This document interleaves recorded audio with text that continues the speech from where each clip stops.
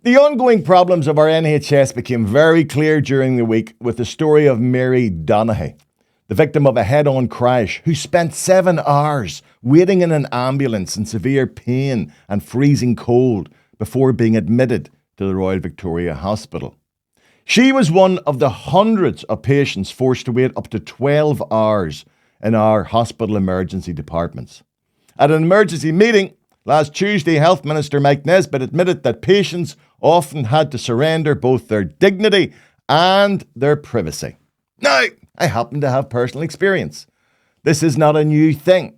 Not a new thing in any way. Way back last May, due to the recurrence of a severe back injury, I was left in such pain that it took an ambulance crew an hour to get me downstairs of my home and out into the ambulance. We then had a 4-hour wait outside the RVH before I could be admitted. During this time, I exhausted the ambulance's supply of gas and air and was also given 2 doses of morphine, which didn't touch the agony I was in. The ambulance crew, who should have been going off duty, had to wait until they could hand me over. I wonder if they get paid for that. You know what? I doubt it. And of course, with all this, there's no blame on our health workers. Eventually, I was brought into a holding room in the RVH where patients were laid out on trolleys, so close together that staff had to pull us out like filing cabinets when treatment was needed. Privacy and dignity were impossible. If you needed to go to the toilet, you were simply rolled behind a screen. I had to wait until the next morning before being moved to a ward and seen by an orthopaedic surgeon. He immediately diagnosed what was wrong, stopped all analgesics, and gave me a large intravenous dose of anti-inflammatory medication. And miraculously, I was able to leave the hospital within hours.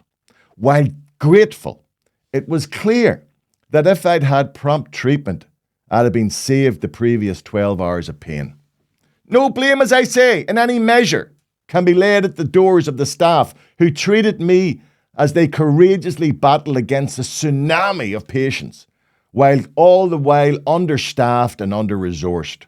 Nor are even our local politicians culpable, not in this case, as they are denied the monies needed to fund a crumbling NHS service. The blame for the creeping death of the NHS lies solely at the feet of successive British governments, both Labour and Tory, who have callously decided to allow our health service to wither and die. While billionaires are allowed to dodge paying their taxes, ordinary citizens who do pay their taxes have been conned as the services we were promised, such as a working health service, are no longer fit for purpose.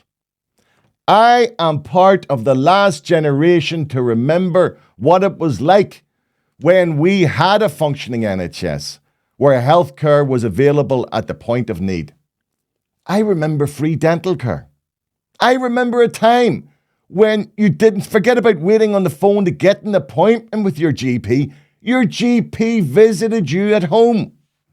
When I injured my spine, my injury was diagnosed and treated in a very timely fashion, and there was no issue in my spending a lengthy period recuperating in the hospital.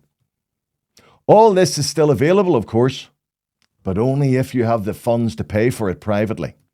And that's the future we all now face. And that hasn't happened by accident, but by design.